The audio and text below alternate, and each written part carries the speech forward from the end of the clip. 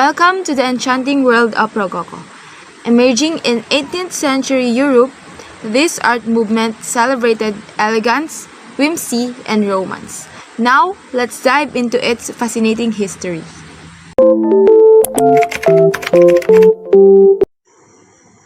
Rococo art is style of art that was developed in France in early 1700s.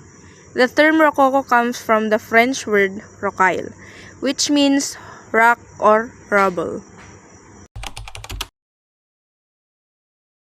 Rococo art pioneered by Jean-Antoine Watteau, Francois Boucher, and Jean-Honoré Fragonard.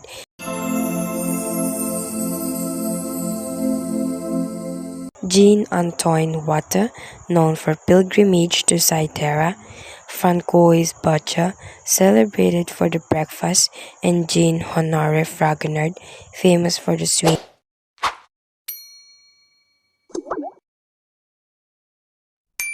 Conveyed erotic undertone, social commentary highlighting class disparities and escapism through fantastical landscape.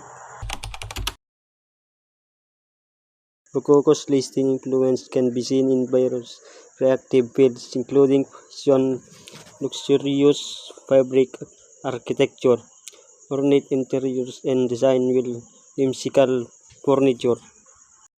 Rococo's enchanting world reminds us of beauty's power. Thank you for joining us on this artistic journey.